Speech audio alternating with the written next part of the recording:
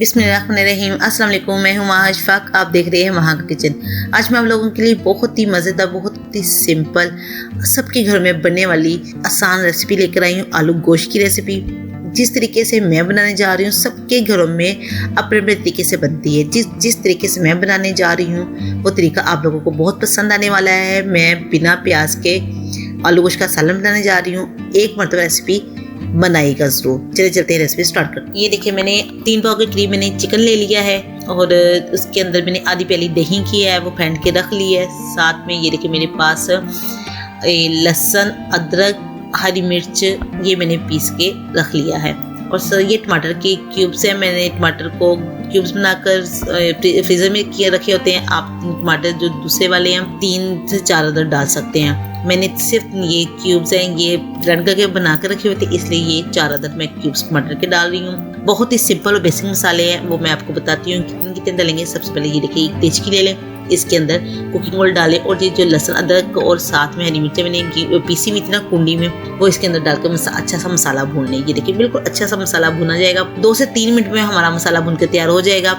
इसे इतनी देर में भूनना है जितनी देर में इसका कच्चापन खत्म हो जाए, इसमें से हल्की हल्की सी खुशबू आने लग जाए। देखिए माशाल्लाह से मसाला हमारा भुना गया है। अब इसके अंदर मैं टमाटर के क्यूब्स डाल दूंगी। इसको भी 1 से 2 मिनट तक आप भून लीजिएगा। अब मसालों में हमारे पास है पिसी हुई मिर्च है, 1 खाने वाली चम्मच, आधी चाय वाली चम्मच हल्दी है, आधी चाय वाली चम्मच के करीब जीरा है साबुत, आधी चाय वाली चम्मच काली मिर्च है, गरम मसाला है, ये है हमारे पास सफ़ेद वाली मिर्च, और साथ में हमारे पास है 1 खाने का चम्मच पिसा धनिया, नमक अपने टेस्ट के हिसाब से। अब मसालों को भी हम उसके अंदर डाल देंगे जिसके अंदर हमने टमाटर और लहसुन अदरक भून रहे थे। अब जो जितने भी हमारे पास ड्राई मसाले हैं वो भी इसके अंदर डालकर इसको भी 1 से 2 मिनट तक हम अच्छी तरह भून लेंगे।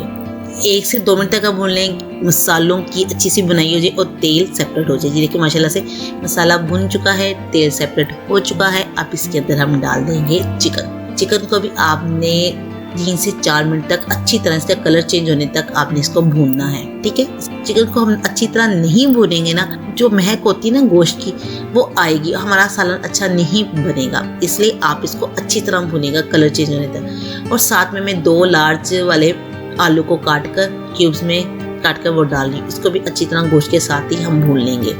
देखिए 4 से 5 मिनट मुझे ये गोश्त को और आलू को भूनते हुए हो चुकी है। अब इसके अंदर मैं डाल दूंगी दही।